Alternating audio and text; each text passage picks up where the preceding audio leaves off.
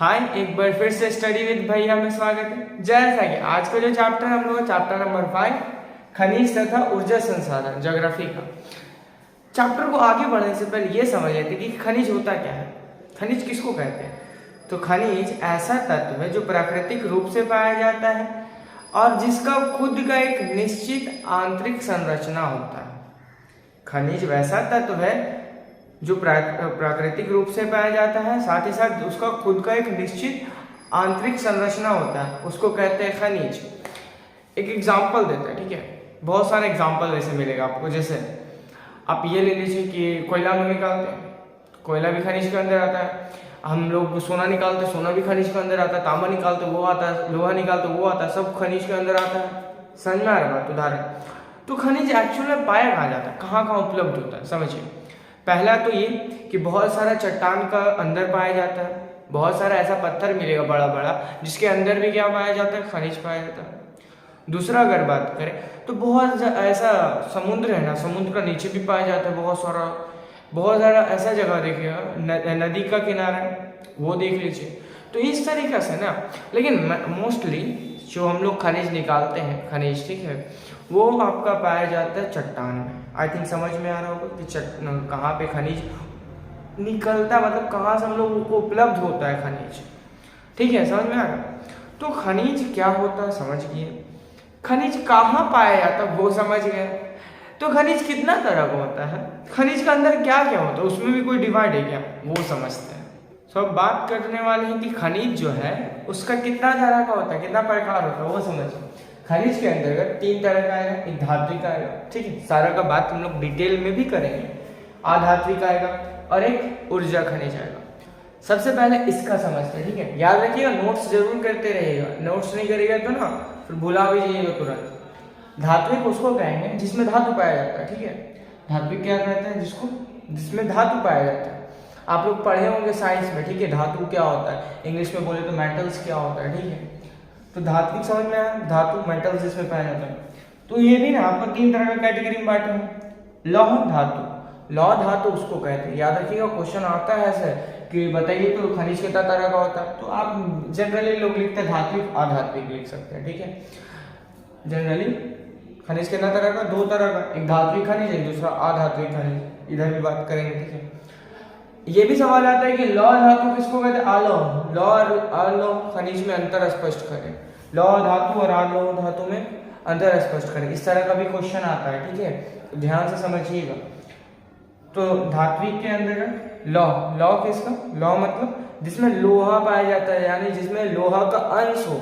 Example निकल ले लीजिए, कोबाल्ट ले लीजिए। इस तरह में क्या होता है, पर्टिकुलरली इस सब में लोहा का अंश पाया जाता है कम से कम 75%, यानी 3/4 ना, 3/4 समझ में आता है, 3/4 उसमें कितना क्या होना चाहिए, लोहा का अंश होना चाहिए। इसमें लोहा पाया जाए, आयरन पाया जाए, उसको क्या कहेंगे, लौह धातु कहेंगे। समझ में आ रही है। जिसमें नहीं पाया जाएगा लोहा, उसको अलोह कहेंगे। क्लियर हो रही है, ठीक है। बहुमूल्य, जिसका बहुत ज्यादा कीमत है, हम लोग आसानी से खरीद लेते हैं, क्या सोना चांदी आराम से खरीद लेते हैं, बहुत ज्यादा महंगा है ना, तो बहुमूल्य। क्लियर हो रही है बात। अब अधात्विक, सिंपल सी बात है, अभी क्या बोले, जिसमें धातु नहीं पाई जाती है, जो नॉन मेटल्स। अभ्रक को ले लेते हैं, ठीक है, चूना पत्थर ले लेते हैं, ये सारा का सारा क्या है, अधात्विक, इसमें धातु पाया ही नहीं जाता है। क्लियर हो रही है ना बात, ठीक है। अब ऊर्जा खनिज का बात करें, याद रखिएगा, सारा का बारे में भी डिटेल में भी समझेंगे क्या है क्या नहीं है, ठीक है। ऊर्जा खनिज उसको कहते हैं जिससे हम लोग को ऊर्जा मिले, जिससे हम लोग को एनर्जी मिलता है। हम लोग चूल्हा धराते हैं अपना घर में, चाहे बहुत कोयला से धरा या फिर उसमें थोड़ा सा पेट्रोलियम भी डाल दें, इस तरीके से करते घर वगैरह में। आप नहीं करते होंगे, आप आस पास में देखे होंगे बहुत जगह। तो उसको क्या कहना था, ऊर्जा। या फिर बाइक तो चलता ही है ना, तो बाइक से भी एनर्जी मिलता है तब ना बाइक चलता है, पेट्रोलियम उसमें यूज होता है ना, पेट्रोल। क्लियर हो रही है। वैसा खनिज जिससे ऊर्जा मिले, जिससे एनर्जी मिले, उसको क्या कहेंगे, ऊर्जा खनिज कहेंगे। क्लियर है बात। अब समझते हैं कुछ उदाहरण, इसका उदाहरण समझेंगे, इसका इस तरह से, ठीक है, समझते हैं। देखिए, लौह खनिज का जो बात कर रहे थे, ठीक है, लौह खनिज में एग्जांपल लेते हैं लौह अयस्क का, ठीक है। लौह अयस्क का मतलब क्या, वैसा अयस्क जिसमें लोहा पाया जाता है। हम लोग को लोहा लगता है कितना आराम से मिल जाता है, ठीक है। लोहा जो हम लोग लोहा का यूज़ करते हैं, ठीक है, वो एक्चुअल में तुरंत हम लोग को नहीं मिल जाता कि आप बहुत ज़्यादा स्ट्रॉन्ग रहेगा, ठीक है। उसमें भी ना अलग अलग तरह का वैरायटी होता है, ठीक है। जैसे मैग्नेटाइट एक तरह का लॉ एस्क का उदाहरण है, ठीक है। वो एस्क ना हम लोग को मिलता है, फिर फैक्ट्री में जाता है, उससे ना लोहा अलग होता है। समझ में आ रही है बात?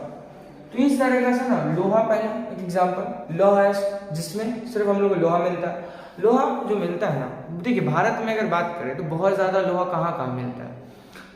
अपने झारखंड में, झारखंड हो गया, छत्तीसगढ़ हो गया, उड़ीसा हो गया, ठीक है। ये सारा जो इलाका है इसमें बहुत ज़्यादा मात्रा में क्या मिलता है, हम लोग को लोहा मिलता है, ठीक है। आप याद रखिएगा एक बात को, लोहा को लेके, लोहा को ना किसी भी उद्योग को लेके, कोई भी उद्योग हो, ठीक है, कोई भी फैक्ट्री बनने के लिए ना उसमें लोहा का एकदम बहुत ज़्यादा ज़रूरत होता है, एकदम बहुत ज़्यादा। इसलिए लोहा को ना, लोहा है इसको रीढ़ का हड्डी भी उसको कहते हैं। रीढ़ का हड्डी क्यों? अगर लोहे नहीं रहेगा तो फैक्ट्री बनेगा? जाहिर सी बात है ना बनेगा, और ना बनेगा तो फिर क्या होगा? ऑफकोर्स नहीं रहेगा। तो इसलिए इसको क्या कहते हैं हम लोग? रीढ़ का हड्डी भी कहते हैं। समझ में आ रही है? अब बात करते हैं मैग्नीशियम का या फिर मैग्नीज का, ठीक है।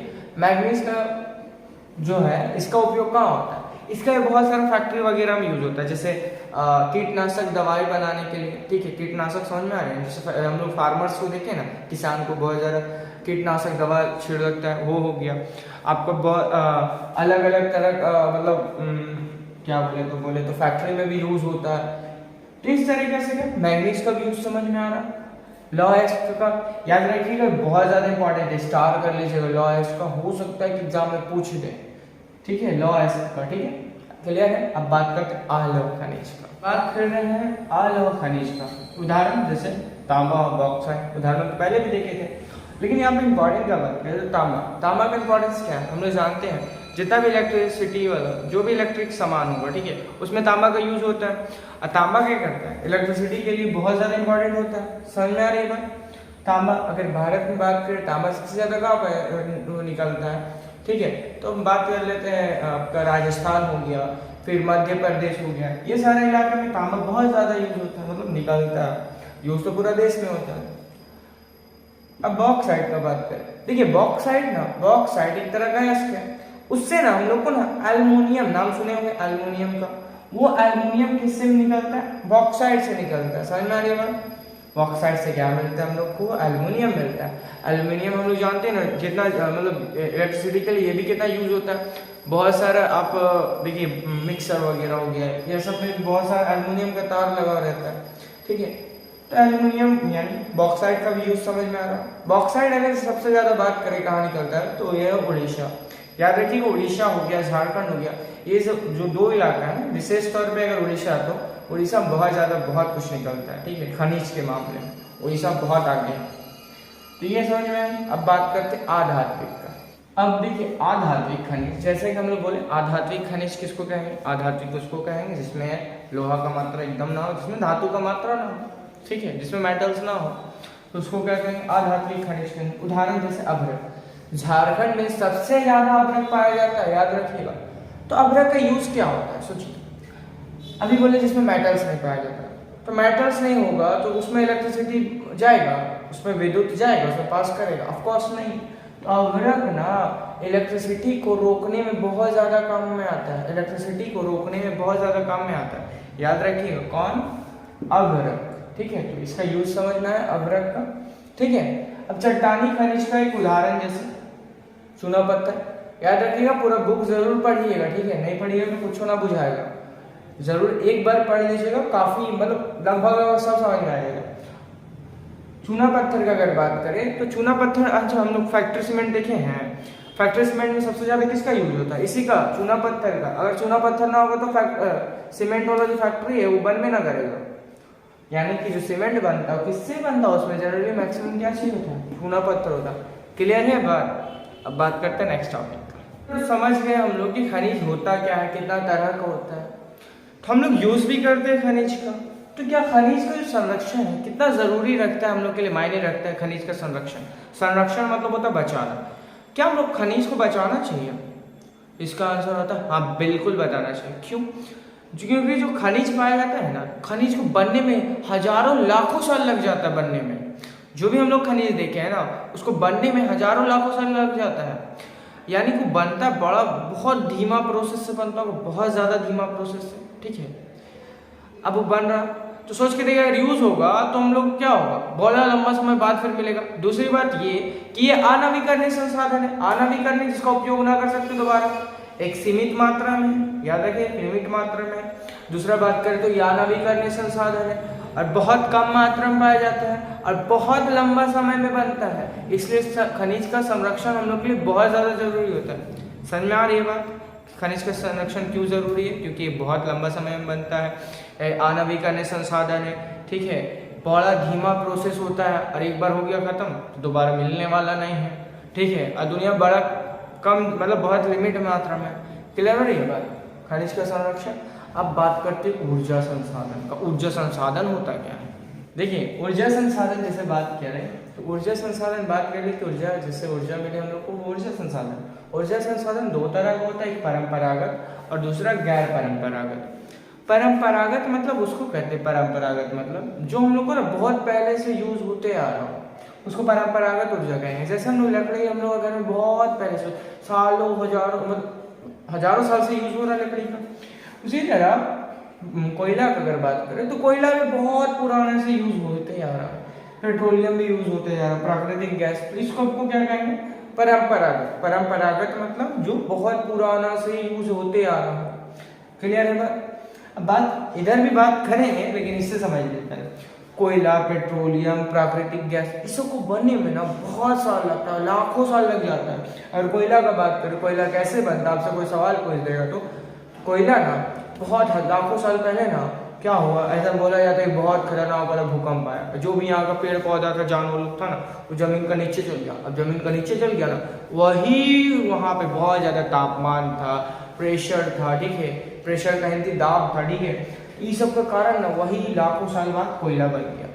पेट्रोलियम का साथ भी सेम कहानी, लेकिन ये आपका हो गया कहाँ, नदी या फिर हो गया आपका समुद्र में जो भी जीव था वो भी जमीन का नीचे चल गया। इन केस हो सकता है कि भूकंप आया हो बहुत खतरनाक, वही जमीन का नीचे चल गया, जो जानवर था मतलब मछली वगैरह, वही आगे जाके के क्या बना, पेट्रोलियम बना। क्लियर, समझ में आ रही है परंपरागत मतलब क्या, और सबका डेफिनेशन, ठीक है, बुक से जरूर पढ़िएगा, ना पढ़िएगा तो कुछ ना बुझाएगा। गैर परंपरागत उसको कहते हैं जो हाल फिलहाल में यूज हुआ, लगभग वही 50 साल 60 साल इस तरीका से हाल फिलहाल यूज हुआ, 40 साल 30 साल इस तरह से पहले ही यूज हुआ, ये बहुत पुराना नहीं है और अभी भी बहुत ज्यादा यूज नहीं होता, हालांकि यूज होता है लेकिन बहुत ज्यादा मात्रा में यूज नहीं होता। तो यही हो गया क्या, गैर परंपरागत। गैर परंपरागत मतलब क्या, जो हाल फिलहाल यूज हो रहा है, ठीक है। तो गैर परंपरागत समझ में आएगी, ऊर्जा किसको कहते हैं, उदाहरण सौर ऊर्जा, जैसे हम लोग ने देखे हैं बहुत सारा सोलर पैनल देखे होंगे आप लोग, ठीक है, सूरज से उसमें सूरज से वो जो सोलर पैनल होता है उससे इलेक्ट्रिसिटी जनरेट होता है, उत्पन्न होता है, वही हो गया क्या, सौर ऊर्जा। सौर ऊर्जा मतलब क्या, सौर ऊर्जा मतलब सूरज क्या रोशनी से हम लोग जो ऊर्जा प्राप्त करें वही हो गया क्या, सौर ऊर्जा। क्लियर हो रही है बात, सूरज का रोशनी से हम लोग बहुत ज़्यादा इलेक्ट्रिसिटी भी उत्पन्न करते हैं, किसके माध्यम से, सोलर पैनल के माध्यम से। पवन ऊर्जा का अगर बात करें तो पवन का मतलब क्या, हवा। आप लोग पंखा टाइप का देखे हैं, पवन चक्की जब घूमता है तो उससे क्या होता है, इलेक्ट्रिसिटी उत्पन्न होता है, उसका नीचे टरबाइन होता है, टरबाइन भी घूमता है, टरबाइन घूमता है तो क्या होता है, इलेक्ट्रिसिटी उत्पन्न होता है। क्लियर हो रही बात पवन ऊर्जा के बारे में, पवन से क्या वो निकला है, बनता है मेरा, इलेक्ट्रिसिटी उत्पन्न होता है।